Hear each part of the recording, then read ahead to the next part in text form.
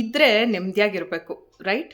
But ನೆಮ್ಮದಿನ ಕಳ್ಕೊಂಡಿರೋರು ತುಂಬಾ ಜನ ಇದ್ದಾರೆ. ಅವ್ರೇನ್ ಮಾಡೋದು ಇವಾಗ? ಸೊ ನಿಮ್ಮ ಪ್ರೊಫೆಷನಲ್ ಲೈಫಿಂದ, ಪರ್ಸನಲ್ ಲೈಫ್ ತೊಂದರೆಗಳಿಂದ ಅಥವಾ ನಿಮ್ಮ ರಿಲೇಶನ್ಶಿಪ್ ಇಶ್ಯೂ ಇರ್ಬೋದು, ಎಲ್ಲ ಕಾರಣಗಳಿಂದ ನೀವು ಮಾನಸಿಕವಾಗಿ ಡಿಸ್ಟರ್ಬ್ ಆಗಿದ್ದೀರಾ. ನಿಮಗೆ ತುಂಬ ನೆಗೆಟಿವ್ ಥಾಟ್ಸ್ ಬರುತ್ತೆ. ಜೀವನದಲ್ಲಿ ಏನೋ ಒಂದು ಎಕ್ಸೈಟ್ಮೆಂಟ್ ಇಲ್ಲ. ಕೆಲವರು ಭಾಳ ಬೇಜಾರು, ದುಃಖದಲ್ಲಿ ಖಿನ್ನತೆಗೆ ಒಳಗಾದರೆ, ಕೆಲವ್ರಿಗೆ ಆತಂಕ, ಆನ್ಸೈಟಿ, ಪ್ರತಿ ವಿಚಾರಕ್ಕೂ ಗಾಬರಿ, ಅವರ ಮಾತು ನಡವಳಿಕೆಯಲ್ಲಿ ಯಾಕೆ ಇಷ್ಟು ರೆಸ್ಲೆಸ್ ಆಗಿದ್ದಾರೆ ಅಂತ ನಮ್ಗೆ ಅನಿಸುತ್ತೆ. ಈ ಥರ ಒಂದು ಮನಸ್ಥಿತಿ ಇಟ್ಕೊಂಡು ನಾವು ಜೀವನ ನಡೆಸಬೇಕಾದ್ರೆ ನಮ್ಮ ಹತ್ರ ಒಳ್ಳೆ ಕಾರ್ ಇದ್ರೇನು, ಮನೆ ಇದ್ರೇನು, ಬ್ರ್ಯಾಂಡೆಡ್ ಬಟ್ಟೆ ಹಾಕಿದ್ರೇನು, ಅಥವಾ ಫಿಸಿಕಲಿ ಫಿಟ್ ಬಾಡಿ ಇದೆ ಅಂತಲೂ ನಾವು ಸಂತೋಷ ಪಡೋದಕ್ಕೆ ಆಗೋದಿಲ್ಲ. ಪ್ರಾಬ್ಲಮ್ ನಿಮಗೇನಾರು ಇದ್ದರೆ ನಿಮಗೆ ಕಾಡುವ ಕೆಲವು ಪ್ರಶ್ನೆಗಳೇನು ಗೊತ್ತಾ? ಯಾರ ಹತ್ರ ನಾನು ಈ ಎಲ್ಲ ವಿಚಾರನ ಹೇಳ್ಕೊಂಡ್ಲಿ, ಅಥವಾ ಇದಕ್ಕೆ ನಾನು ಡಾಕ್ಟ್ರ್ ಹತ್ರ ಹೋಗ್ಬೇಕಾ? ಡಾಕ್ಟ್ರ್ ಹತ್ರ ಹೋದರೆ ಅವ್ರು ನನಗೆ ಸ್ಪಂದಿಸ್ತಾರಾ, ಅಥವಾ ಏನಾದರೂ ಟ್ಯಾಬ್ಲೆಟ್ ಕೊಡ್ತಾರಾ?